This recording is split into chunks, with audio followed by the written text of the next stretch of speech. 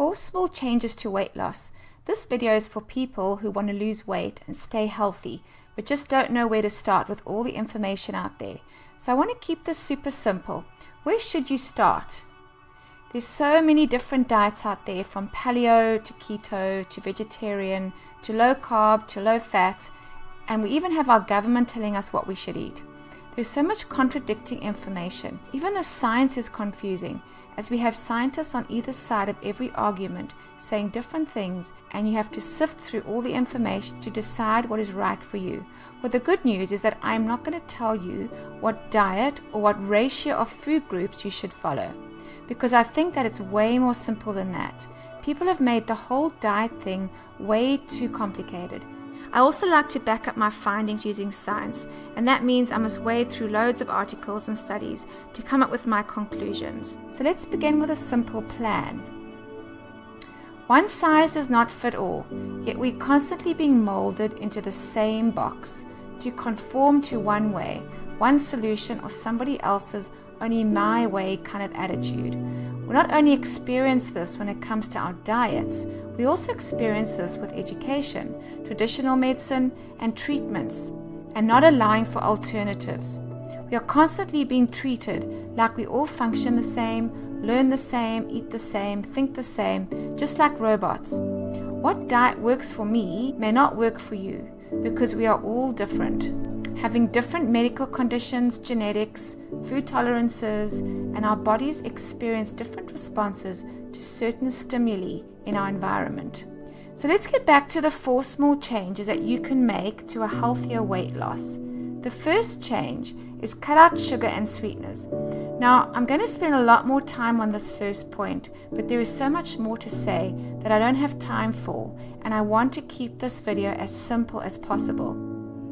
Sugar, I believe, is the main culprit for most, if not all, of our health issues. I really believe cutting out sugar is the key and the first step to a healthier life. It is often referred to as the food nobody needs, but everybody craves. I remember when I was growing up, there was a sugar advert about how sugar gives you go, and that catchy phrase still sticks in my mind. We don't need sugar. We need to breathe, we need to eat, we need to sleep, but we do not need any added sugar. About 75% of food in the grocery stores contain sugar. Here are some facts from the World Health Organization about what sugar has done to us over the years. Worldwide obesity has more than doubled since 1980. In 2014, more than 1.9 billion adults, that's 18 years and older, were overweight. Of these, over 600 million were obese. That's 52% of the population overweight or obese. Most of the world's population live in countries where overweight and obesity kills more people than underweight. 41 million children under the age of 5 were overweight or obese in 2014. So why should we not eat sugar? First of all, sugar is toxic to the body. It contains no essential nutrients. It's essentially just empty food with loads of calories. It's bad for your teeth. It weakens the immune system. It damages gut flora and promotes growth of bacteria. It stimulates the pleasure centers in the brain and causes dopamine release, which makes sugar highly addictive, more so than cocaine. Sugar saps your energy and makes you tired, and therefore you exercise and move less. Sugar can cause insulin resistance, which gives rise to other diseases like obesity, cardiovascular disease, type 2 diabetes. Sugar raises cholesterol and gives you heart disease. It's not fat that raises cholesterol, as we have been led to believe. Sugar is the #1 cancer feeder. If you're interested in knowing more, I suggest you watch that sugar film, and you'll see how sick sugar is making our bodies. Just to give you an idea what foods contain sugar, we can take a look at this pie graph. 33% in soft drinks, 14% in baked goods, and very often you will find muffins and granola bars in this category as well, that is marketed as being healthy food. Fruit drinks, 10%. Many people think that concentrated orange juice is healthier than soft drinks, but it contains just as much sugar. Dairy and desserts, anything low fat will have added sugar to make it taste better. once the healthy fat has been removed. It is better to eat food in their most natural state without anything removed or added. I will talk about this more another time. Then 5% in candy, breakfast cereals 4%, tea 3%, and 25% of other added sugars. Now, I was interested in how much processed food Americans are eating. So I found this pie chart which shows 63% of the US food consumption is processed food, which contains high amounts of sugar, trans fats, and oils. No wonder the US is in a serious health crisis, with Medicare predicted to go broke by the year 2028 due to chronic disease like diabetes, dementia, obesity, and heart disease. Are there any sugars that are good for me? If you really need a little sugar, rather use raw organic honey or organic maple syrup or coconut sugar. But hey, all of these are still sugar.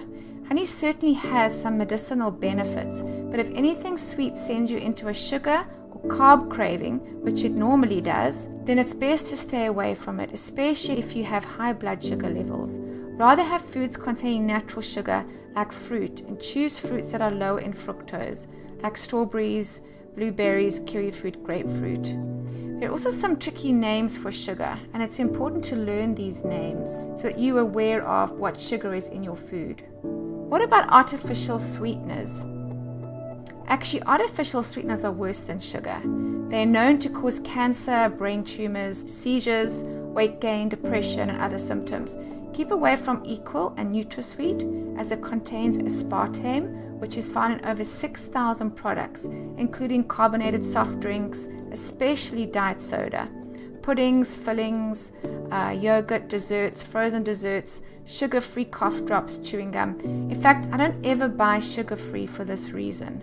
They have to add something artificial to the food to make it sweet, right? Other sweeteners to avoid are Splenda, which have neurotoxic effects and raises insulin levels. Artificial sweeteners can also confuse your metabolism by tricking your body that it's going to get something sweet in the form of calories, but when nothing comes, then your body signals that it needs more, which results in carb cravings. So artificial sweeteners actually stimulate your appetite and promote fat storage and weight gain, the exact opposite of what you are trying to achieve. Are there any safe sweeteners? Well, as a rule, try and stay away from any sweetener, but there are two that I have used and they are considered safe, like xylitol and stevia drops. I sometimes place a drop of stevia in a hot cocoa drink when I feel like something sweet. That is pretty seldom. If you have insulin issues, then you should avoid sweeteners altogether, including stevia and xylitol, as they can decrease your sensitivity to insulin. So if you struggle with high blood pressure, high cholesterol, diabetes, or extra weight, then you probably have insulin sensitivity issues and would benefit from avoiding all sweeteners. But I'd certainly go for these two, like stevia and xylitol, if you really need to try and detox from sugar and you need to stay away from actual sugar. It's still better than actual sugar. A word of caution, your body will be detoxing from sugar, and you may experience things like headaches, dizziness, nausea, fatigue, sugar or carb cravings, depression, irritability, or muscle aches.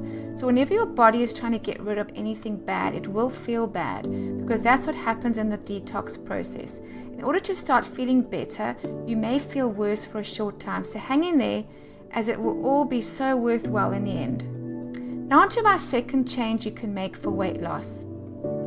Eat clean, real food. Now that means you'll need to get into the kitchen and put your apron on. Seriously, there is no other healthier way to eat than home-cooked meals made with healthy, clean ingredients. The less toxins, chemicals, processed, the healthier and better for you in the long run. Add lots of green leafy vegetables, as well as cabbage, cauliflower, broccoli, beets, carrots. Include the colors of the rainbow. The more variety and diversity, the better.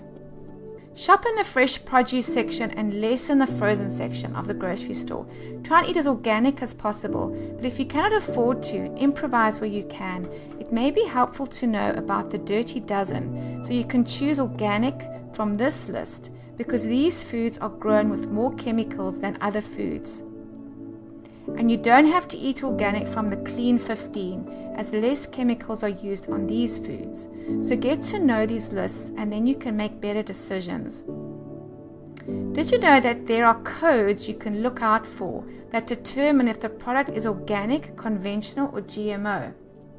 A 5-digit code starting with 9 means organic, a 4-digit code starting with 4 means conventional, and a 5-digit code starting with 8 means GMO. Well, you might think, well, how am I going to remember that? Well, let me give you my little trick. 9 is fine, so 9 is fine, it's organic. 8 rhymes with hate. I hate 8, which is GMO, and that's the only way I can remember when I'm out shopping. I'm very cautious about eating meat and dairy products that contain antibiotics and growth hormones. Did you know that in the beef and dairy industry, livestock and dairy cows are given an implant under their skin that contains synthetic versions of estrogen, progesterone, and testosterone, and other hormones that promote growth in beef cattle and help dairy cows produce more milk? And the use of antibiotics and artificial hormones cause hormonal imbalances and overweight as we ingest these fat-promoting antibiotics. So choose pasture-raised wherever possible, as opposed to cage-free chickens. This is what cage-free can actually look like. Companies are getting clever, so we need to constantly be aware of what marketing strategies are being used and what they actually mean when they say things like cage-free. Sounds good, right? Now on to my third change for weight loss. Drink more water. Drinking water is not only healthy and helps detox, it also makes you feel fuller. So when you feel hungry, just grab a glass of water.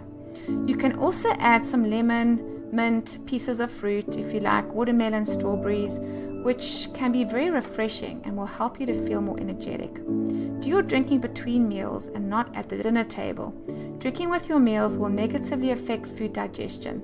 You can also add some apple cider vinegar to your water, which will give you more energy and act as a detox drink, or place apple cider vinegar in your water bottle and sip throughout the day. This brings me to my fourth and final change to weight loss. Educate yourself. You don't want to become hoodwinked by false advertising or marketing. You also need to be able to make informed decisions about your health. Learn from other people, share ideas, join groups on social media, and have an attitude of constantly learning new things. Read nutrition labels and know what the ingredients mean. The list of ingredients shouldn't be more than a few, and if the names are long and hard to pronounce, ditch that product. Don't waste your time with empty non-foods, and if you don't buy junk, then it's not in your house and you can't eat it, right? Some food advertised as health foods can be loaded with sugar and chemical ingredients. Start requesting at your grocery store stock healthier alternatives, and if they don't stock your favorite foods, ask them to. The more people buying healthier food, the more it will become available, and the cheaper, healthier food will become for everyone. Here is some important information about food labels. Do not buy food with the following ingredients. Now, I'm not going to read the whole list, but there are certainly way more ingredients to avoid. But I want to warn you about anything that says all natural, especially if it lists natural or artificial flavors as the ingredients, as this normally contains MSG. So be aware of these things. Also, concentrated chicken stock will also have MSG. If you can hardly pronounce the words or understand the names, or they sound very scientific, then don't buy it. So choose simple foods with simple ingredients. Here are my 4 small changes you can make to a healthier weight loss summarized for you without deciding on any specific diet or getting confused or overwhelmed. By just making these small changes will be a great start to your weight loss and feeling more energized. Bear in mind that your body will be detoxing from sugar. You will feel tired. If you can start with these small changes, you should see big improvements and be well on your way to losing those extra pounds. And that's it from me. Until next time, yours to a healthier lifestyle.